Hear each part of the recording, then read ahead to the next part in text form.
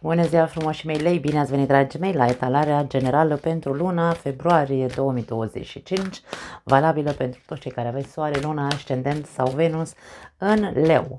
Începem cu aspectul general al lunii februarie pentru voi, să vedem dacă vrea să iasă singură cartea și repede, dacă nu o vom scoate noi. Să vedem aspectul general al lunii februarie pentru leii mei frumoși. Iar apoi vom vedea restul subiectelor despre care vom vorbi astăzi, da? Ok. Se lasă așteptat. Ok, ia uite, aspectul este de fericire. Dragi play, îmi place ce văd la voi. Pare că este o lună în care va trebui probabil să te axezi pe a căuta să fii fericit. Nu a căuta fericirea, ci a căuta să fii fericit în, hai să zicem așa, îmi vine să zic cu orice preț, nu știu de ce. Ia uite ce avem aici, nebunul, și ăsta este 4 de monede. Ok, dacă aspectul general este a căuta fericirea sau a fi fericit, n-ai cum să găsești această fericire dacă nu te eliberezi. Nebunul este eliberare, pentru că nebunul nu are niciun bagaj, și 4 de monede este eliberarea de ceea ce ținem cu dinții.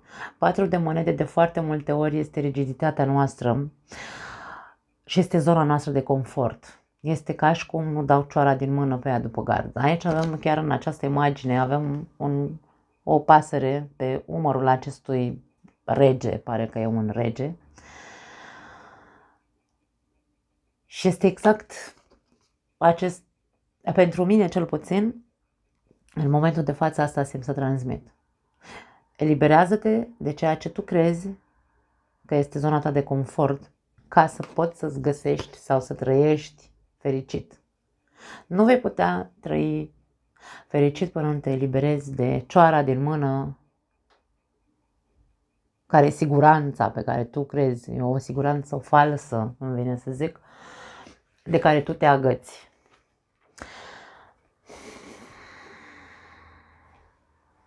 Da.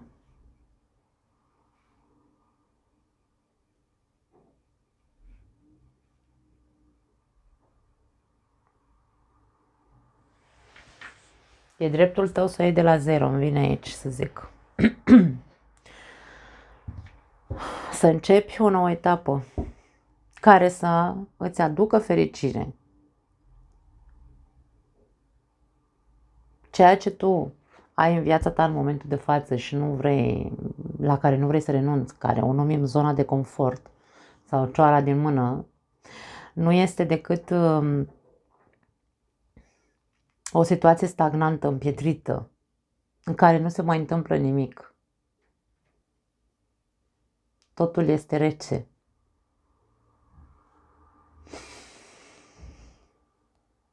Avem o stână, auzi. O stană de piatră aici. Această persoană e împietrită. Și acești copaci încep să invadeze această statuie. Da? Vedem aici rădăcinile, cum încep să... Atât de mult este împietrită situația în care te afli, și rece, și stagnantă, și nemișcată. Sau nu se mai poate mișca, nu se mai poate schimba nimic din ceea ce tu, în momentul de față, crezi că este zona ta de confort. Dar dacă tu vrei să fii fericit în această viață, e momentul să te eliberezi de acea zonă de confort și să pleci în căutarea acestei fericiri. Nu pot să zic altceva. Dacă nu vorbim despre o plecare, pentru că nu neapărat ca toți leii acum să-și părăsească casa sau zona de siguranță în care ei se simt în siguranță, este vorba despre, dacă în această lună este vorba despre fericire, aici este vorba despre a fi curajos și a înfrunta această zonă rigidă în care te afli, a înfrunta problemele care te-au adus în această stare de rigiditate în care tu pare că nu mai poți să te miști. Da? Fă-o pentru tine, e ceva și cum caută să-ți înfrunți toate fixismele, să-ți înfrunți toate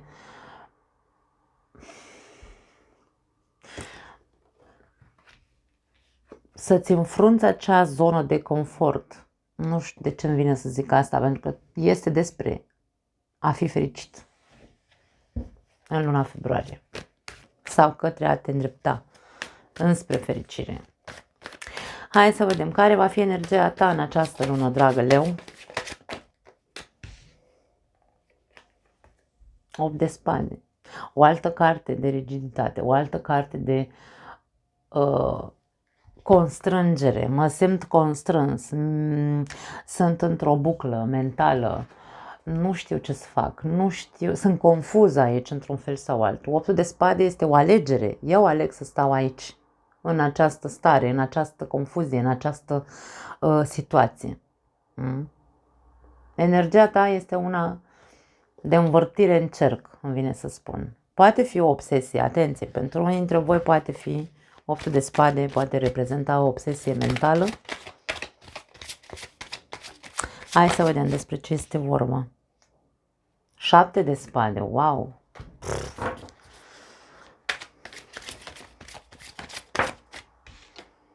Și asul de spade. Da. Eu simt să transmit pentru unii dintre voi că voi știți foarte bine ce trebuie să faceți. Știți foarte bine care e realitatea.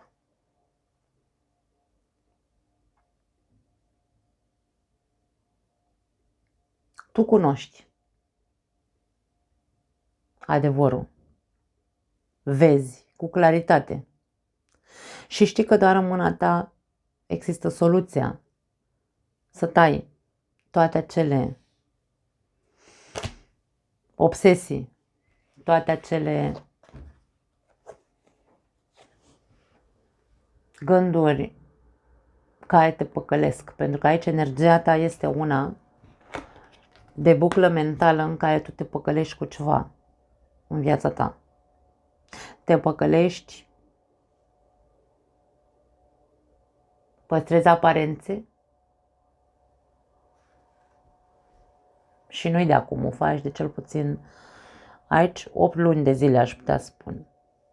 Nu vreau să merg până, Doamne ferește, 8 ani deja e prea mult. Dar tu știi lucrul ăsta despre tine.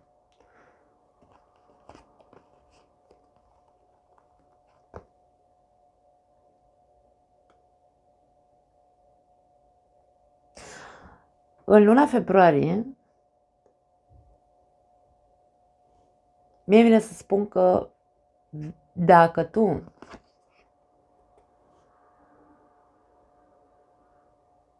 vei accepta ceea ce știi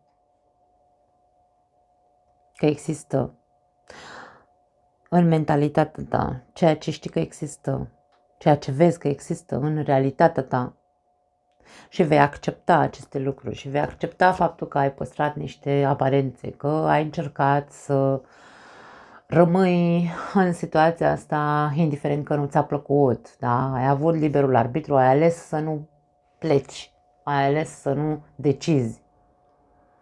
Dar dacă tu accepti aceste lucruri și zici, da, ok, până acum am stat, am considerat că e zona mea de confort, că nu vreau să dau ceala din mână pe aia după gard, dar în luna februarie pot să mă îndrept către mine, către interesele mele. 7 de spade este cartea interesului, da?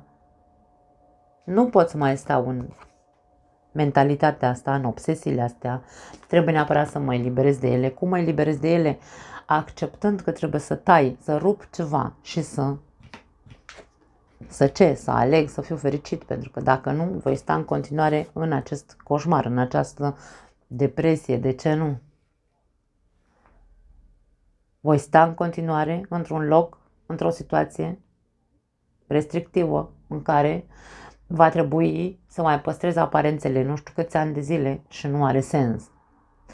Vorbim despre un leu care a ajuns sau va ajunge în luna februarie la concluzia, da, la concluzia, marele adevăr revelat, la concluzia că nu mai are de ce să stea în această situație și că cel mai bine e să dea, de ce nu, bir cu fugiții. Aici vedem această conotație de nu dau bir cu fugiții că fug pe ascuns sau plec noaptea de acasă fără să știe celălalt.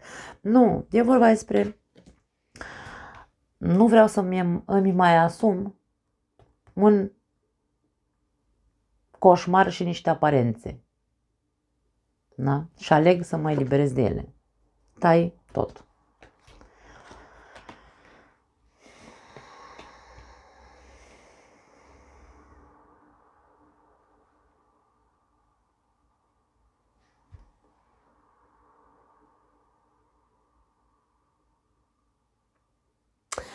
Pentru alții dintre voi, energia voastră poate fi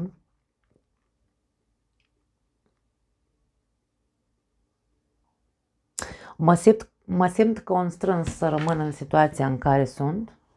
Nu pot în momentul de față să merg sau să aleg să mă eliberez și să merg către fericire. Nu pot, mă simt constrâns. Trebuie neapărat să mai păstrez niște aparențe, cu toate că știu că nu-mi face bine. Poate fi și asta.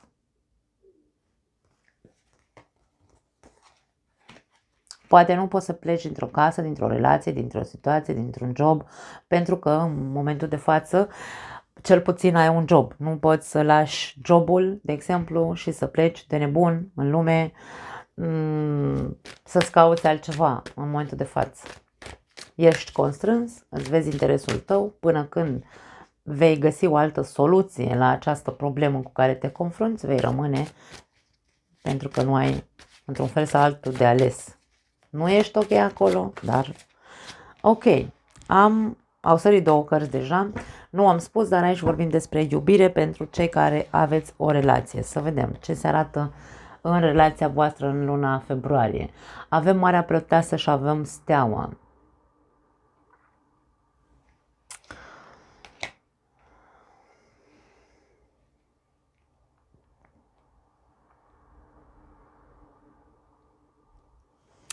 Pentru unii dintre voi vedem echilibru, împăcare și lecții învățate în ceea ce privește relația pe care o aveți sau în ceea ce privește partenerul de viață.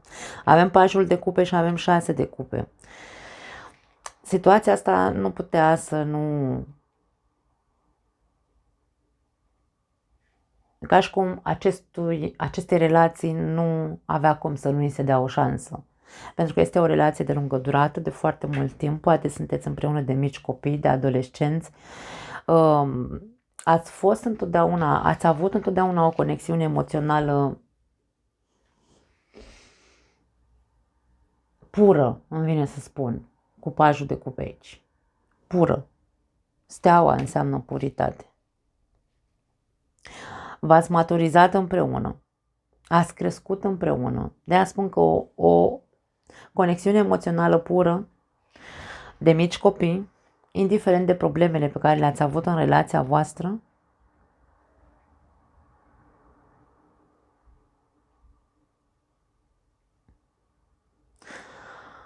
acele probleme v-au maturizat. Din acele probleme ați învățat. Ați învățat să fiți încrezători sau să credeți unul în celălalt. Ați învățat să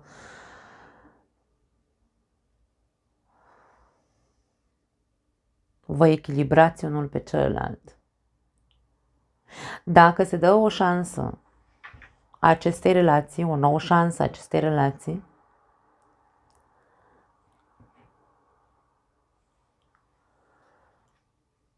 e nevoie de participarea ambilor parteneri. E nevoie ca ambii parteneri să se deschidă, așa cum se deschideau în trecut și erau foarte apropiați sufletește în trecut, la fel trebuie să fie și de acum înainte.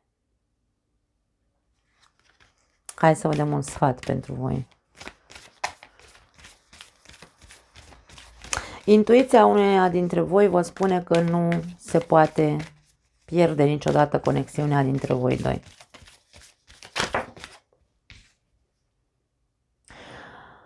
O nouă zi te așteaptă.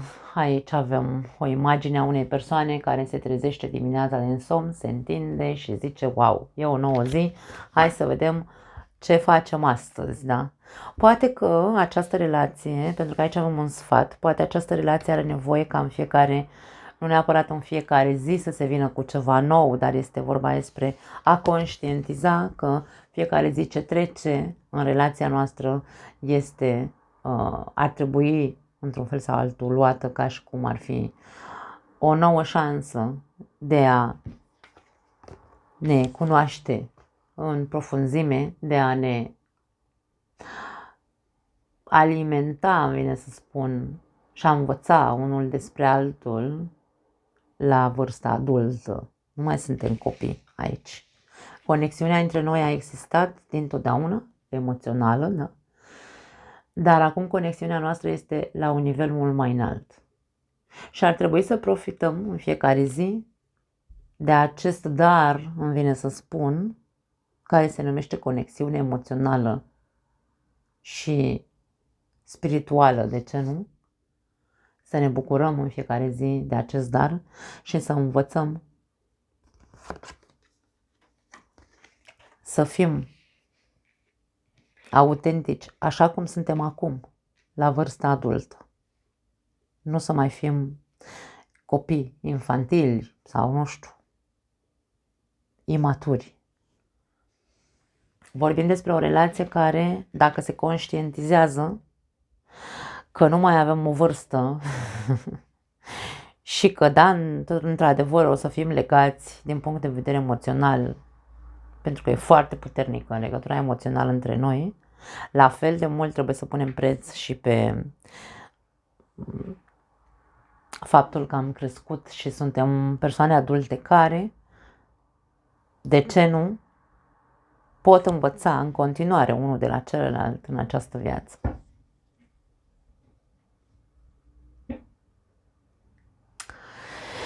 Da, foarte spirituale mesajele. Hai să vedem pentru cei singuri. Luna februarie, ce se arată pentru lei singuri? Moartea. Wow!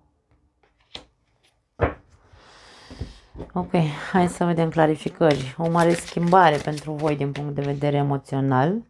Se repetă moartea foarte tare. Ok, au sărit 2 cărți.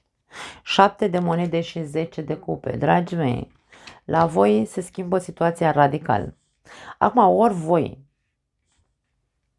ați făcut un proces interior, ați trecut prin noaptea neagră a inimii, a sufletului, ați suferit foarte tare, ați pierdut o persoană pe care ați iubit-o.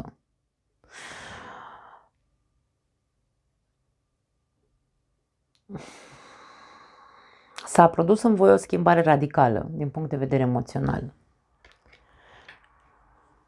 Și aici ca și cum nu mai aștept nimic de la nimeni, nu mai am așteptări. Mi-au murit așteptările cumva. Sau așteptările mele s-au schimbat. Viziunea mea s-a schimbat față de iubire, față de persoane. Și acum viziunea mea și așteptările mele cum sunt diferite de cum erau înainte. Aici vedem, ce vedem? Un 10 de cupe. Tu știi, tu te aștepți, nu că tu te aștepți, tu îți dorești să-ți împlinești visul de a te căsători, de a fi fericit, de a avea o familie, de a avea copii și așa mai departe. Dar nu stai degeaba, e ca și cum în tine s-a întâmplat ceva foarte radical. Această transformare care s-a produs în tine, radicală, te-a făcut să devii o persoană analitică, dar doritoare de a avea o relație. Nu aș spune neapărat că este o lună în care tu să cunoști pe cineva. Este o lună în care te recuperezi după o mare transformare interioară. Te recuperezi, te pui pe picioare și începi să-ți recuperezi încrederea în viață, în iubire și în persoane. Asta simt să transmit aici.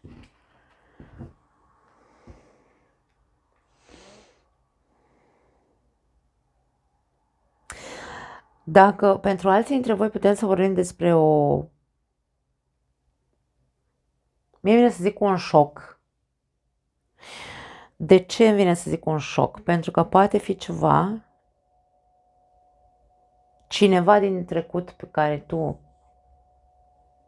la care tu nu te-ai fi așteptat vreodată să se mai întoarcă înapoi la tine. Nu știu dacă e neapărat cineva cu care tu ai rupt o relație recent. Poate fi cineva cu care ai rupt o relație acum cine știe câți ani și nu te mai aștepți tu, nu te-ai fi așteptat în vecii vecilor să te mai caute persoana asta. Și e posibil ca ceva neașteptat, o persoană din trecutul tău cu care ai rupt o relație cândva, pe neașteptate să vină din nou în viața ta. Și aici vine să zic că vine să-ți împlinească așteptările pe care le aveai cu această persoană. Nu știu dacă ați avut, poate unii dintre voi ați avut în trecut, cu această persoană ați avut gânduri de căsătorie sau chiar ați fost logodiți, ați avut dat anunții, habar n-am. Și aici, atunci, în trecut a murit, totul s-a terminat, ori te-a lăsat la altar, ori, bine, acum exagerez și eu, s-a terminat relația aia. Iar acum persoana asta se întoarce, renovată, schimbată în totalitate și vine cu intenția să-ți împlinească așteptările pe care le aveai în trecut. Adică te cere de nevastă, în cazul în care vorbim aici despre femei. Da, hai să vedem un sfat aici, foarte interesant.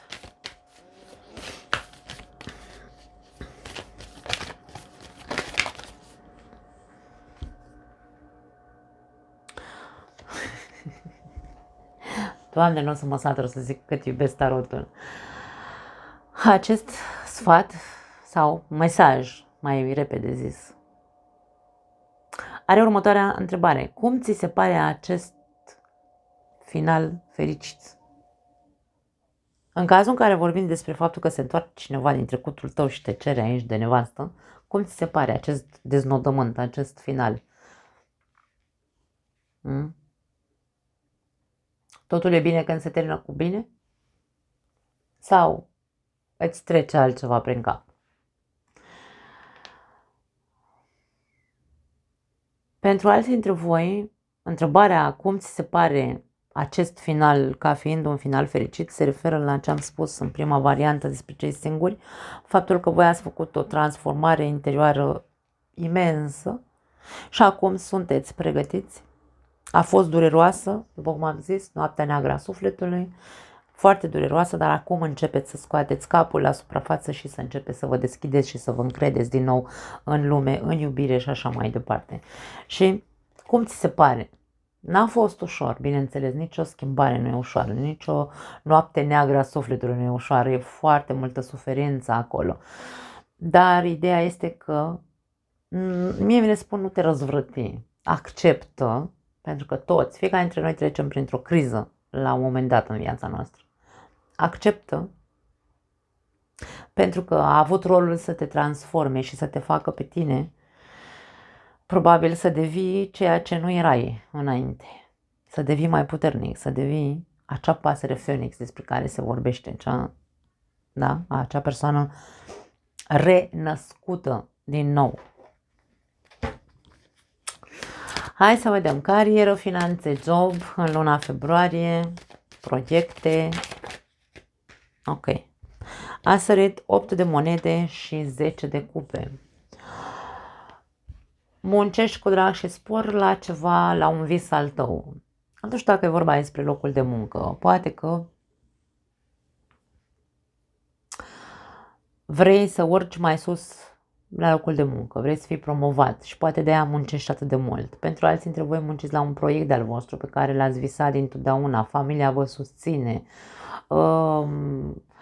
Alții dintre voi abia acum începeți o afacere de familie, ar putea să fie pentru alții dintre voi, de ce nu? Deci aici vorbim despre lucruri, hai să le numim pozitive din punct de vedere al finanțelor pentru lei. Hai să vedem, s-a întors regele de spade și mai vreau o carte și roata norocului.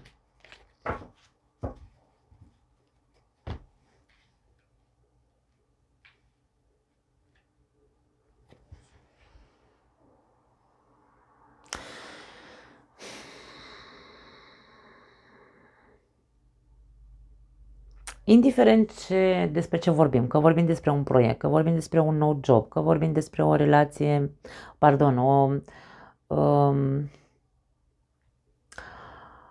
o afacere de familie, vreau să spun, indiferent că vorbim de toate aceste lucruri, indiferent despre ce am vorbit, aici este vorba despre a fi eficient, a fi corect, a fi pragmatic, a fi pregătit pentru orice. Pentru că avem roata norocului la finalul acestei combinații. Roata norocului poate fi un mare succes sau la fel de bine poate fi o pierdere. E vorba despre a ne aștepta la orice. Și de-aia regele de spade a vrut să iasă înainte, să ne facă conștienți că indiferent care sunt eforturile noastre, indiferent care sunt dorințele noastre în această perioadă din punct de vedere financiar, trebuie să știm să ne asumăm atât succesul cât și insuccesul sau să ne asumăm că nimic nu vine la pachet, doar cu bune ce pot veni și lucruri mai puțin bune care să ne, hai să spunem așa, nu neapărat să ne dezamăgească, dar sunt lucruri cărora trebuie să știm să le facem față, da? Pentru că aici putem să vorbim de impozite mai mari, putem să vorbim despre orice alt lucru, nu neapărat despre pierderi, da? Toate eforturile pe care le facem, indiferent de situație, au sau vin la pachet cu conștientizarea că poate să fie totul un mare succes sau poate să ajungă pe lângă acest succes să vină și cu anumite alte lucruri mai puțin plăcute pentru noi. Hai să vedem. Sănătatea.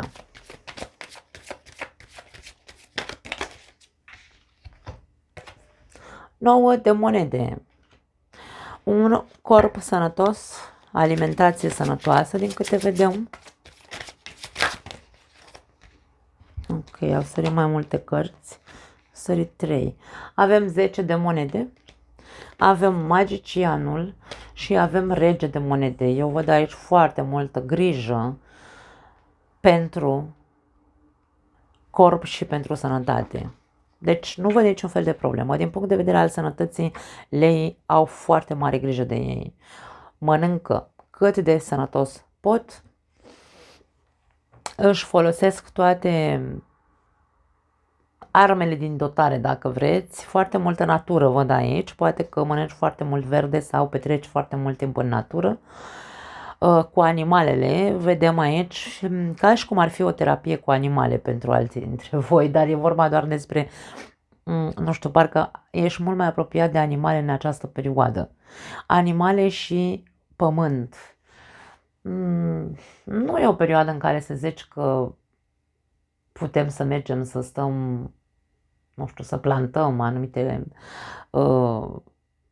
semințe că încă nu suntem în perioada de însămânțare, dar este despre mă simt atât de bine încât mă înconjor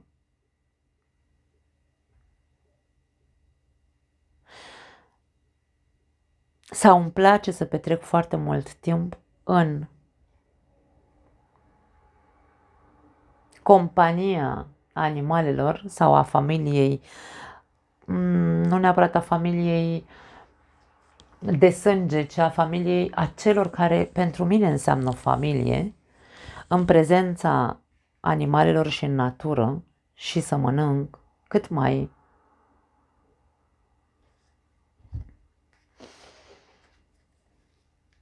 mai sănătos. Nu văd niciun fel de problemă de sănătate pentru lei. Doamne ajută! Hai să vedem provocarea sau la ce trebuie să fii atent în această lună. La ce trebuie să fii atent leul în această lună? Pe ce arie va fi provocat? Ia uite, la sufletel, 3 de spade.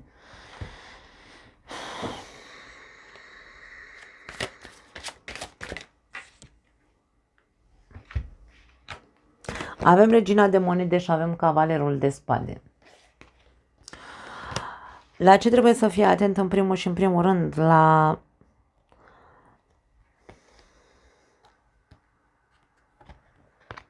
mie vine să zic la a știi să te aperi de atacuri, de exemplu, sau a ști să te aperi de lucruri, poate sunt reale. Eu aici e ca și cum aș vedea o persoană care în această lună poate fi soția, poate fi soțul, da, aici. Persoană, mama, sora, o prietenă, cineva. Văd o persoană apropiată ție care ar putea să te atace cu ceva și să te facă să te simți, să te dezamăgească, cel puțin. Te atacă cu vorbe. Vorbe care pot avea legătură cu faptul că ești prea serios. Sau prea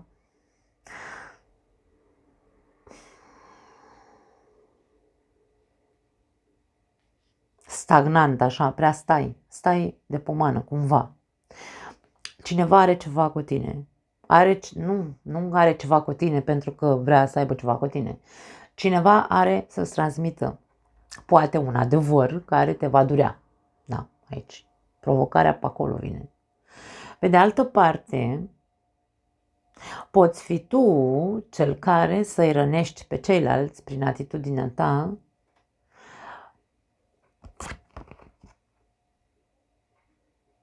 ca și cum vrei să le arăți celorlalți cât ești tu de implicat și de serios și de grijuliu și că restul nu da, celorlalți cumva nu le pasă.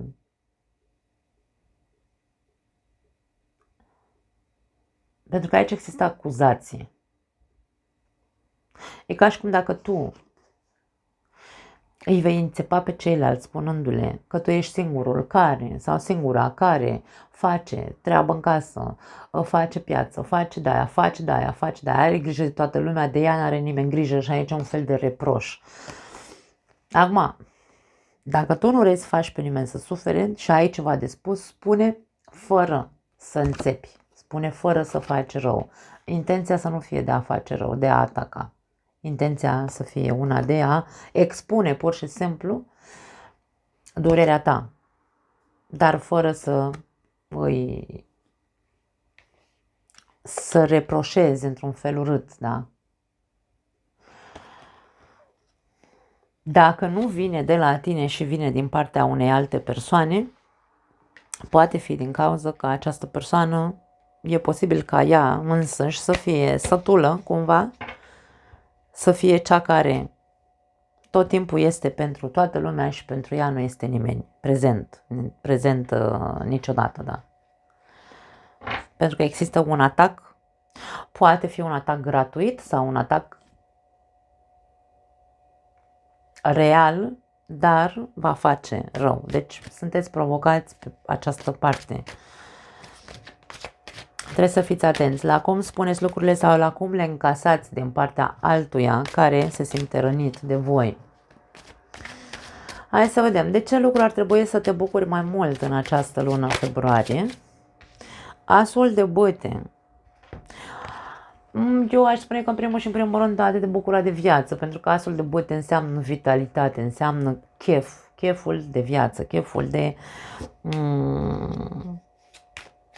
bucuria de a mă simți viu și de a trăi, da?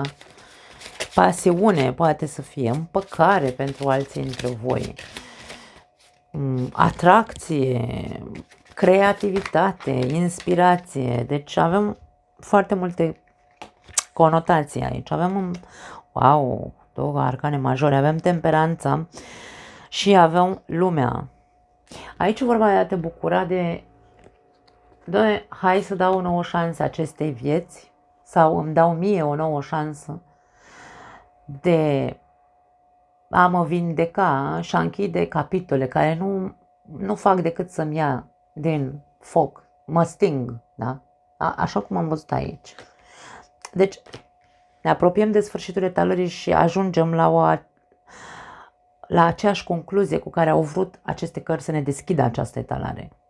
E momentul ca leul să se îndrepte către fericire, către eliberare, către echilibru, către a începe un nou capitol.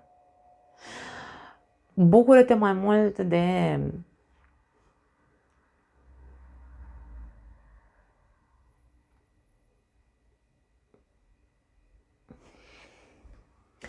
o nouă șansă pe care ți-o dă viața, îmi vine să spun, în care tu să integrezi toate experiențele pe care le-ai trăit în ultimul an cel puțin, pentru că roata norocului are un ciclu de 1 an de zile. Avem în fiecare colț al cărții cele 4 energii.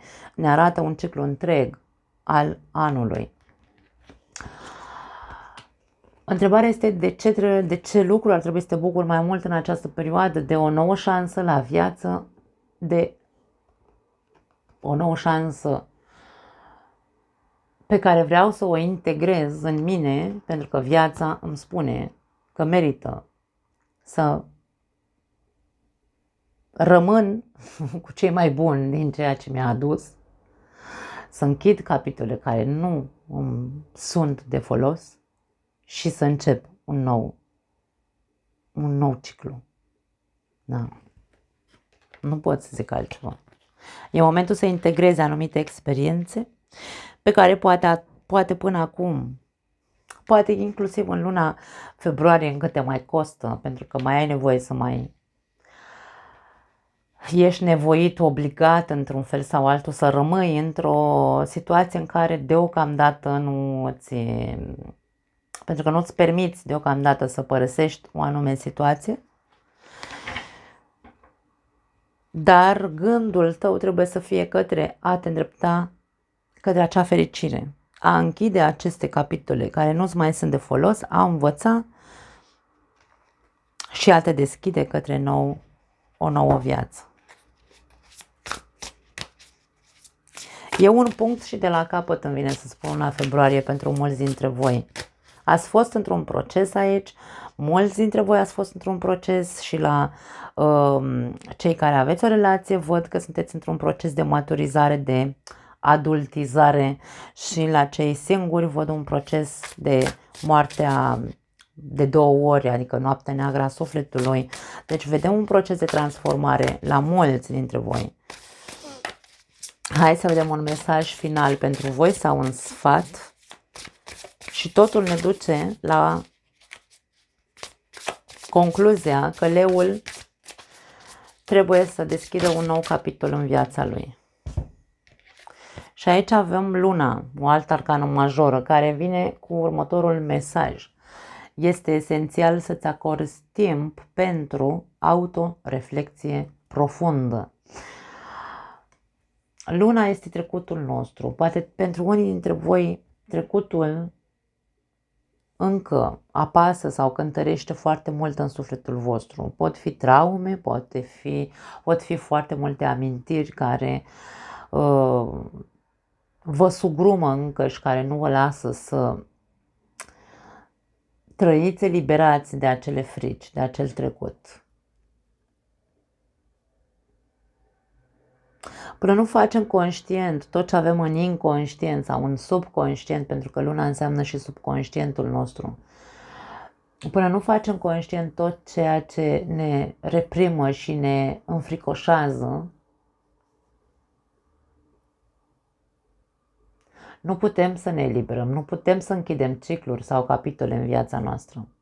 Și aici este mesajul sau sfatul este că este următorul, este esențial să-ți acorzi timp, dă-ți timp pentru tine, pentru autoreflecție profundă, să vezi toate acele lucruri. Această persoană și-a luat un caiet, un pix și scrie. Este pe acoperișul casei. Imaginează-ți cine ajunge să caute un spațiu de genul ăsta. Cineva care într-adevăr are nevoie să fie doar ea cu ea. Da? Ea, mă refer la persoană. Unde să-și pună pe hârtie toate trăirile, conștiente, subconștiente, emoțiile, pozitive, negative, fricile, tot. Ca să poată să elibereze tot ce are în subconștient. Foarte tare. Dragii mei, mie mi s-a părut minunată etalarea. Nu mai am altceva pentru voi. Vă aștept să-mi povestiți. Vă pup, vă iubesc și ne vedem în următoarea etalare. Ciao!